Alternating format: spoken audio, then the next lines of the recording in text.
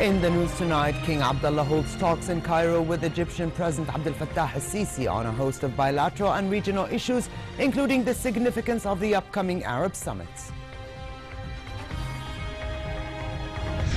An Israeli soldier who killed a wounded Palestinian in Hebron is sentenced to 18 months imprisonment in a show of leniency that draws Palestinian outrage. And Iraqi forces advance in Mosul as part of the second phase of an offensive to retake the western part as the U.S. Pentagon chief pledges the imminent end of Daesh.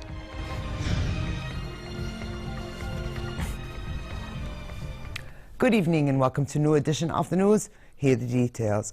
His Majesty King Abdullah returned home this evening after talks in Cairo with Egypt's President al-Sisi, followed by a meeting of senior officials from the two sides. In addition to discussing enhanced bilateral ties, His Majesty and Sisi highlighted the necessity of capitalizing on the outcome of the last Jordanian-Egyptian Higher Committee meeting in Cairo. The Joint Committee had signed agreements to bolster cooperation in the trades, services, investment and tourism sectors. The next meeting will convene in Amman in the coming months with hopes it will create new horizons for additional partnerships between the two countries.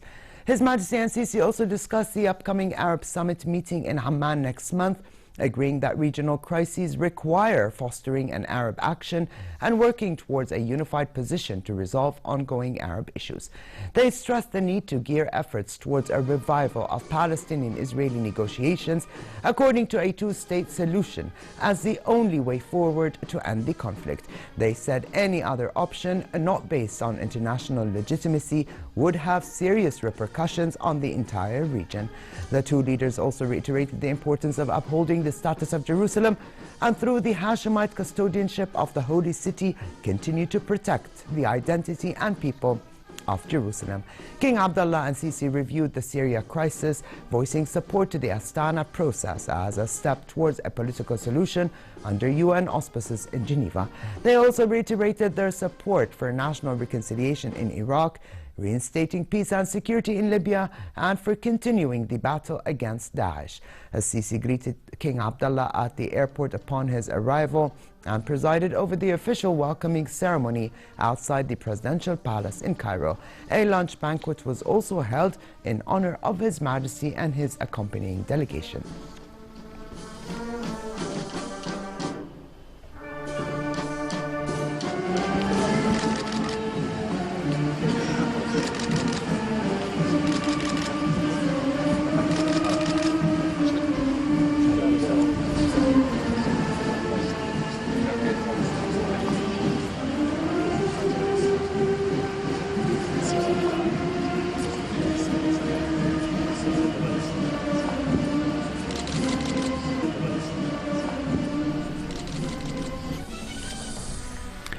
Lower House Speaker Atif Tarawne said Jordan has always been the closest to the Palestinian issue, and His Majesty the King has always spoken about the suffering of Palestinians at all the international forums. Tarawne was speaking at the 6th International Conference in support of the Palestinians, convening in the Iranian capital Tehran, with the participation of 70 countries in the presence of Speaker of the Iranian Shura Council, Ali Larijani. Tarawne said the implementation of international resolutions and the recognition of the right of the Palestinians in establishing their state with East Jerusalem as its capital is the only means to end the Arab-Israeli conflict. He also stressed that acknowledging the Hashemite custodianship of holy sites in Jerusalem is an international endorsement of the Hashemites' historic duty to preserve those holy sites. An Israeli military court sentenced a soldier to 18 months in prison for his deadly shooting of Palestinian Abdel Fattah al-Sharif last March. Elor Azaria was found guilty of manslaughter for shooting dead 21-year-old al-Sharif in the occupied West Bank town of Hebron, capping a nearly year-long saga that has deeply divided the country. The killing of the young Palestinian received widespread coverage as it was filmed on a mobile. It showed Azaria cocking his gun and firing at the head of al-Sharif, who was lying incapacitated on the ground after being shot and wounded. A spokesman for the Palestinian Authority criticized the sentence as lenient, calling it a green light to the occupation army to continue its crimes. Abdul Fattah's father also described the sentence as a joke, as he had called for a life sentence. Today, a fake court decided to hand down a light sentence to this soldier, which illustrates a disrespect of Palestinian lives, a disrespect of international laws, international humanitarian laws, and the crimes committed by the occupying forces.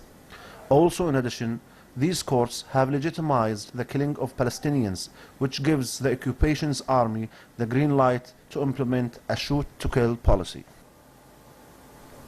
Even the officers of higher rank who were responsible for this soldier were not brought to justice, and eventually this trial is written by the Israeli occupation as a play, with a screenplay written and produced entirely by the Israelis. As the victim's family, what could we expect? We expected this life sentence for the soldier. Azaria's defense team have said they will appeal against the verdict of manslaughter. Iraqi forces continue to advance towards Mosul airport and the nearby Ghazlani military complex as part of the second phase of an offensive which began on Sunday to retake the western part of the city. The advance aims to create a bridgehead for a thrust into the city, and the fighting is expected to intensify as the forces near the teeming inner city of western Mosul. Iraqi Federal Police and elite Interior Ministry units known as Rapid Response, who spearheaded the recapture of eastern Mosul, are redeploying and expect to surge into the city's west once regular forces clear access points. Daesh, meanwhile, is essentially under siege in western Mosul after being driven out of city districts east of the river Tigris after 100 days of heavy fighting ending in January. U.S. Defense Secretary James Mattis, while on a visit to Baghdad, said Iraqi and coalition forces were making tremendous strides in the fight against Daesh and pledged to continue support to the Iraqi army and stand with the Iraqi people. On his first trip to Iraq as Pentagon chief, Mattis is hoping to assess the war effort as U.S.-backed Iraqi forces launch a new push to evict the terrorist group from the remaining stronghold in the city of Mosul. He is finalizing plans at Trump's request to accelerate the defeat of Daesh. I would just tell you that by, with, and through our allies is the way this coalition is going against Daesh. We're going to continue to go after them until we destroy them and any kind of belief in the inevitability of their message. Their message is going to be proven to be false on the battlefield, as well as how we deal with their mythology of somehow they are the brave new way. They're going to be shown to be at fault. They're going to be shown to be exactly what they are, which is a bunch of murderous relics, to put it bluntly. The U.S. commander in Iraqi Army, Lieutenant General Stephen Townsend, believes the forces will recapture both of Daesh's strongholds, Mosul in Iraq and Raqqa in Syria, within the next 6 months. Over to Syria, and the U.S.-backed Syria Democratic Forces Alliance has crossed into Deir ez-Zor province for the first time as part of a U.S.-backed offensive against Daesh. The advance is part of an operation to encircle and ultimately capture the terrorist group's de facto Syrian capital of Raqqa in the north of the country. Kurdish military sources reported the advance, saying the forces, which consists of Kurdish and Arab fighters, had entered the northern part of Deir ez-Zor province and captured a number of villages from Daesh. Latest polls on the French presidential election suggest far-right's Marine Le Pen to be getting most votes in the first round in April, and tied behind her are right-wing rival François Fillon and independent Emmanuel Macron. Le Pen was campaigning in Lebanon during the past 2 days to bolster her foreign policy credentials, targeting potential Franco-Lebanese votes. Today she met Maronite Christian church head Patriarch Bashar al-Ra'i after being received yesterday by the Lebanese president and the prime minister. As Le Pen campaigned in Lebanon, her rival Emmanuel Macron met with British Prime Minister Theresa May in London and was later to hold a campaign rally in the city, home to an estimated 200,000 French nationals. And back here at home, 67 schools were honored as recipients of the Healthy Schools National Accreditation for the academic year 2015-2016. Her Majesty Queen Rania was patron of the ceremony that was attended by the Ministers of Health and Education, as well as teachers and local community members. She congratulated the winners and commended their efforts in positively impacting the students' home and learning environments. Her Majesty acknowledged the efforts of all players, saying the program owes its success to the collaborative effort of the schools, parents, the local community, the Ministries of Health and Education, as well as the Royal Health Awareness Society. The Healthy Schools National Accreditation Program, launched in 2008, aims to foster health-conscious environments within Jordanian schools by ensuring their adherence to national health standards. The Central Traffic Department and Highway Patrol started a campaign to monitor school buses across all governorates in the kingdom. The campaign aims to ensure that drivers abide by traffic laws and licensing rules, such as the maximum number of passengers on board. Under the law, the department will make sure drivers are vetted before they are hired to ensure the safe driving of school and university buses. Yesterday, an 18-year-old student died and 7 other students were injured in a road accident. The bus, operated by a private school, overturned on a road in Wadi Sir when the driver failed to respect road signs.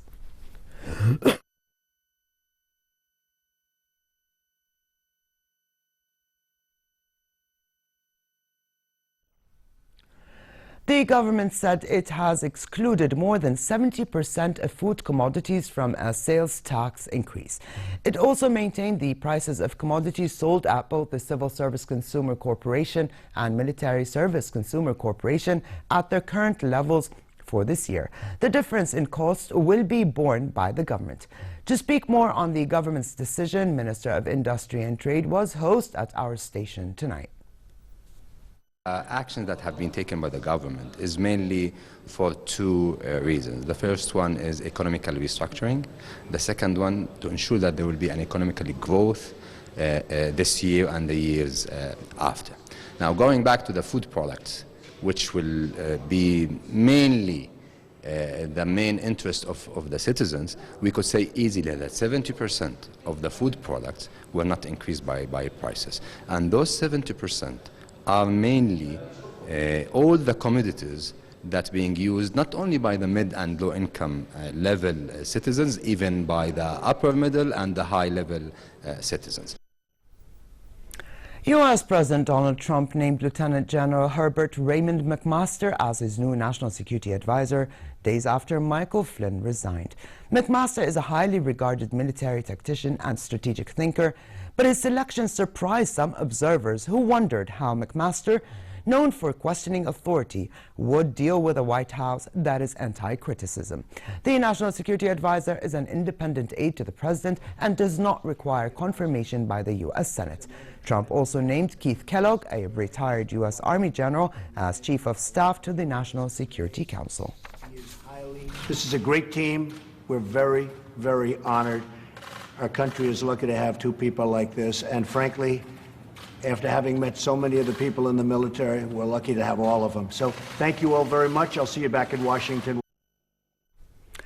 The buzz is growing for the 2017 Oscars, a night when the Academy of Motion Picture Arts and Sciences celebrates the best filmmakers and actors of the year. This year's Oscars is hosted by Jimmy Kimmel. But it's not only the preparations for the ceremony that are underway. When it comes to appearing on the red carpet, preparations come in all forms. From paint to cosmetic procedures, everything and everyone strive for perfection. With the Academy Awards just days away, some A-listers are turning to skincare experts for the glow, lash extensions to enhance the eyes and get that flawless look. Even Hollywood's leading men put on makeup before they face the camera. And in order to have the best red carpet-ready results, experts believe it's best to have a week-long lead time.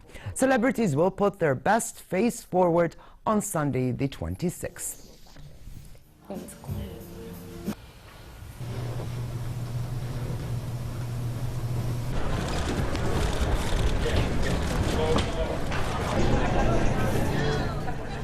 And to the London Fashion Week that saw Temperley London take fashionistas onto a dreamy romantic escapade. British designer Alice Temperley kicked off her Painted Dreams presentation with peasant-like shirts with puffed up sleeves, tops with high regal collars and black neck bows. Models wore high waist trousers and embroidered tops and skirt combinations in mainly dark colors. Plenty of dresses in pale blues, lilacs and pinks followed, with prints and intricate embroidery of floral or lips worn with backless loafers. And for the evening, models showcased richly embellished shimmering gowns.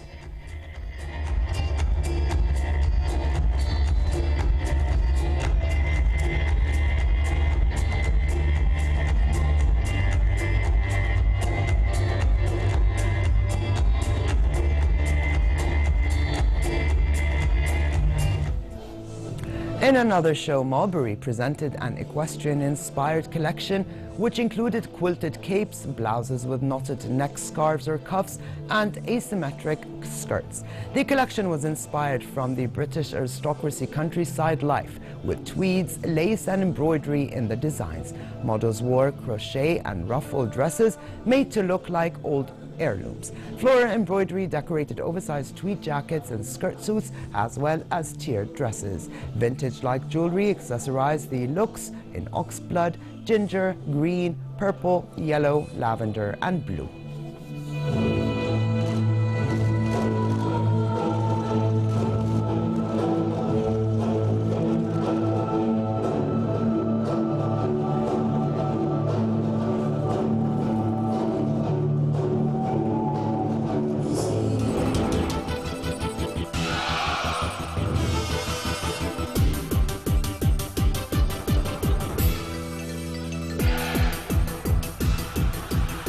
The 9th edition of the RORC Caribbean 600 yacht race started with a record fleet of 77 yachts setting off from English Harbour, Antigua.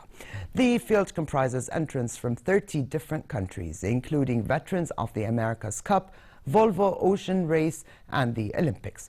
A course of 600 nautical miles will take the entrants around 11 Caribbean islands, including St. Martin and Guadeloupe. The race concludes on Friday.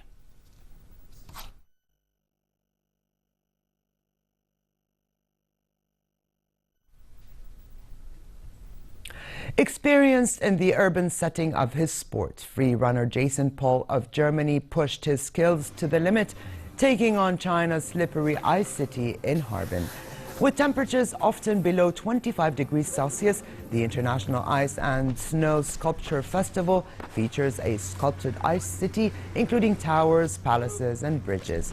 Alongside increased concentration, Paul made use of some unfamiliar equipment throughout his stunts, using shoe spikes on certain runs.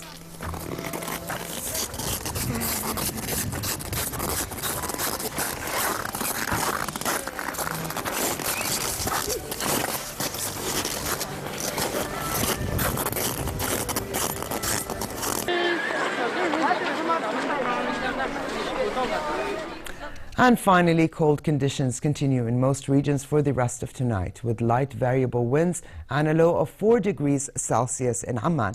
As for tomorrow, the kingdom will be affected by unstable weather conditions, with low temperatures prevailing in most regions and rainfall in the southern and eastern parts, accompanied by southeasterly moderate to brisk winds, causing dusty conditions. The Gulf of Aqaba can enjoy relatively warm weather tomorrow, with a chance for rain showers, while winds will be northerly moderate and the seas calm. Here now is a look at temperatures forecast for tonight and tomorrow.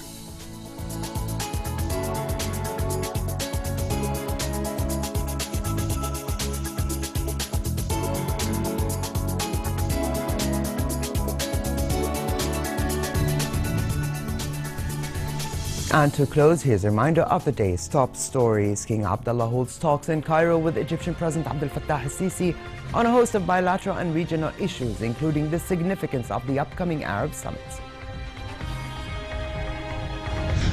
An Israeli soldier who killed a wounded Palestinian in Hebron is sentenced to 18 months imprisonment in a show of leniency that draws Palestinian outrage. And Iraqi forces advance in Mosul as part of the second phase of an offensive to retake the western part, as U.S. Pentagon chief pledges the imminent end of Daesh. And with this, we come to the end of this edition of the news. I'm Ali Atqan. Thank you for joining us and have a good night.